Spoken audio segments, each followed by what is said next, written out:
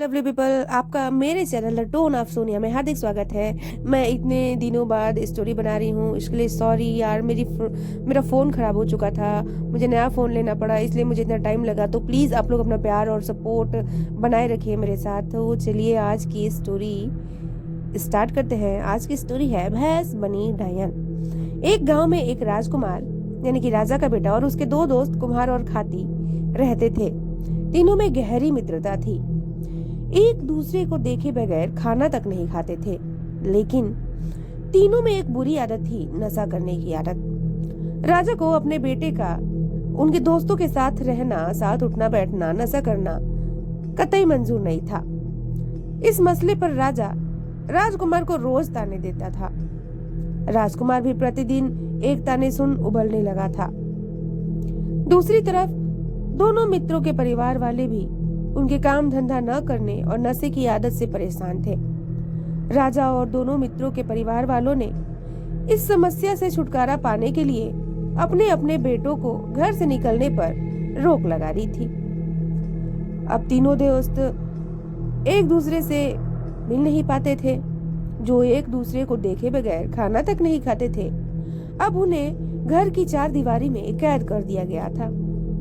एक रोज किसी न किसी तरह वे एक दूसरे से मिलने और घर से भागने की रणनीति बनाए। अगले ही दिन तीनों मित्र अपना अपना सामान लेकर घर छोड़कर चले गए। तीनों घर से भाग तो गए थे, लेकिन अब रहना कहाँ है, यह एक बहुत बड़ा सवाल था। चलते चलते वे अपने गांव से बहुत दूर पहुंच गए, जहां उन्हें एक बहुत ही सुंदर महल दिखा। तो उन्होंने वहां एक दिन रहने की सलाह बनाई।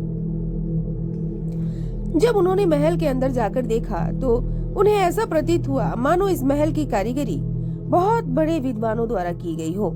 महल अंदर से बहुत ही सुंदर और साफ सुथरा था, लेकिन अचंभे की बात यह थी कि वहां रहने वाला कोई भी न था। इतनी सुंदर कारीगरी के बावजूद भी एकदम वीरान, सुनसान, जो इन तीन दोस्तों के आगे एक रहस्यमय सवाल बन गया। अब वो करते तो करते क्या।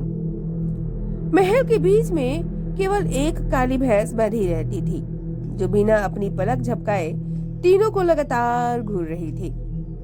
भैंस प्रतिदिन एक बाल्टी दूध देती थी। महल में खाने पीने का सामान भी भरपूर था। दिन प्रतिदिन वे अच्छा खाते और एक बाल्टी दूध मिल बांट कर पीते और मस्ती के साथ उनके दिन गुजर रहे थे। लेकिन घर में किसी आदमी का ना होना अभी एक बड़ा सवाल था। एक रात तीनों दोस्त सो रहे थे, लेकिन राजकुमार को यह बात सता रही थी कि इतना सुंदर महल आखिर है किसका, जो इस कदर वीरान पड़ा है। अचानक राजकुमार की नजर खिड़की की ओर बढ़ी, जहां एक बहुत ही सुंदर स्त्री राजकुमार को इशारा कर अपनी ओर बुला रही थी। राजकुमार इस वीरान महल में इतनी सुंदर स्त्री को देख दंग रह गया और अपने दोस्तों को बताए बिना उसके पीछे पीछे चल दिया। वह केवल उसकी सुंदरता पर मोहित होकर स्त्री के पीछे नहीं गया था, बल्कि कारण था सवाल से पर्दा उठाना। इस बीच उसने देखा भैंस, जो पूरे दिन घुटने से बंधी थी, वह वहां से कहीं गायब थी, जैसे उसे किसी ने मुक्त कर दिया हो। जब वह स्त्री राजकुमार को अपनी सीमा में ले गई, तब उसने अपना भयानक रूप दिखाया। उसके दांत मानो उसके मुंह से भी बड़े हो गए, बाल जमीन से सट गए। एक काला रूप जो उसकी वास्तविकता दर्शा रहा था, राजकुमार को अपने भयंकर दांतों से चबा गई। सुबह हुई तो दोनों दोस्त उठे। राजकुमार, जो उस डायन का शिकार हो चुका था, कि ना दिखने पर उनके मन में अलग अलग धारणाएं बनने लगी, जिसमें मुख्य भी राजा का बेटा हम गरीबों के साथ भला कितने दिन रह सकता है, चला गया होगा। दोबारा रात हुई। भैंस केवल रात को ही दूध पीती थी। अब भैंस ने 2 बाल्टी दूध देना शुरू कर दिया था। भैंस का यूं अचानक 2 बाल्टी दूध देना कुम्हार को खल गया। अब उसे भी रात को नींद सताने लगी। तब उसे भी एक सुंदर स्त्री इशारे करके बुलाने लगी और वह उसके पीछे पीछे चल दिया। जो दुर्घटना राजकुमार के साथ हुई थी, वही कुम्हार के साथ भी दोहराई गई। सुबह खाती अकेला रह गया। अब जब कुम्हार भी गायब हो चला था तो उसे शक होने लगा कि महल में कोई गड़बड़ जरूर है, अन्यथा दोनों मुझे यूं अकेला छोड़कर नहीं जा सकते।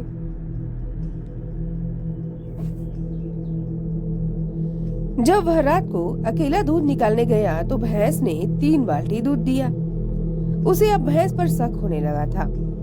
उसने रात को ना सोने का निर्णय किया। उसने सारी रात छुपकर भैंस की निगरानी की। जब डायन का समय हुआ तो फिर से वह एक स्त्री का रूप लेकर खांसी के कमरे में चली गई। इस दृश्य को देख खाती अत्यधिक भयभीत हो गया। अब उसके पास वहां से भागने के अलावा और कोई दूसरा उपाय नहीं था। उसे वहां से भागता देख डायन अपने भयंकर रूप में आ गई और भागते भागते दोनों महल के बाहर पहुंच गए। खाती डायन से बचने के लिए पेड़ पर चढ़ गया। सुबह होने में कुछ ही पल बचे थे। देखते ही देखते सुबह होने लगी। दूर से एक राजा अपने घोड़े पर सवार वहां से गुजर रहा था। राजा को देख डायन ने दोबारा सुंदर स्त्री का रूप बना लिया। राजा स्त्री को देखते ही रुक गया और उसकी सुंदरता देख उसे अपनी रानी बनाने का निर्णय किया। राजा ने खाती से, जो पेड़ पर चढ़ा बैठा था, स्त्री का मोल भाव किया, असल में डायन का। खाती तो डायन से मुक्त होना चाहता था। उसने कहा, राजा मुझे 5 रुपए दो और स्त्री ले जाओ। उसने रुपए 5 में अपना पीछा भी छुड़वा लिया और डायन भी भेज दी। राजा अपने साथ उसे अपने महल ले आया। वहां पहुंचकर डायन को तो पता लगा कि राजा की पहले से ही 7 रानियां हैं, जिसमें सबसे छोटी रानी को आज ही बच्चा हुआ था। डायन को बच्चे की खुशबू आने लगी। डायन को तो कच्चा मांस बहुत ही पसंद होता है। रात को सबके सोने के बाद वह छोटी रानी के कमरे में गई और बच्चे को वहां से उठा लाई और बच्चे को भी खाकर मार डाला। अगले दिन जब बच्चा ढूंढने से भी नहीं मिला तो यह सबके लिए एक रहस्य बन गया। राजा की सबसे बड़ी रानी बजरंगबली की बहुत ही बड़ी भक्ति थी। उसे महल में डायन होने का एहसास होने लगा था। वह समझ चुकी थी कि राजा एक रानी के रूप में महल में डायन ले आए हैं। जब उसने डायन के बारे में राजा को बताया तो राजा इतनी सुंदर स्त्री को खोने के डर से उन्हें झूठा ठहराता रहा। थोड़े दिन बाद एक रानी को दोबारा बच्चा हुआ। तब भक्त रानी ने राजा को रात में न सोने की सलाह दी ताकि राजा अपनी आंखों से देख सके और डायन के अस्तित्व पर यकीन कर सके। डायन खड़ी हुई, उसे बच्चे की महक सताने लगी। वह बच्चे की महक के साथ साथ रानी के कक्ष की ओर बढ़ने लगी। राजा और भक्त रानी भी डायन के पीछे पीछे हो लिए। जैसे ही डायन ने बच्चा उठाया, वह अपने भयंकर रूप में आ गई। उसके इस भयंकर रूप को देखकर सबकी आंखें बाहर आ गई। जैसे ही उसने बच्चे को खाने की कोशिश की, राजा और भक्त रानी ने उसे पकड़ लिया। भक्त रानी ने इसी डर से अपने गुरुजनों को महल में बुला रखा था। सभी गुरुजनों ने अपने तंत्र मंत्र के साथ डायन पर काबू पाया तथा एक शमशान क्षेत्र के बीच चौराहे पर उसे दफनाया गया। तो आप लोगों को ये स्टोरी कैसे लगी प्लीज कमेंट करके जरूर बताइएगा, और स्टोरी पसंद आई हो तो चैनल को लाइक और सब्सक्राइब करना ना भूलिएगा। मैं आप लोगों से मिलती हूँ नेक्स्ट मजेदार स्टोरी के साथ। तब तक के लिए बाय बाय, टेक केयर।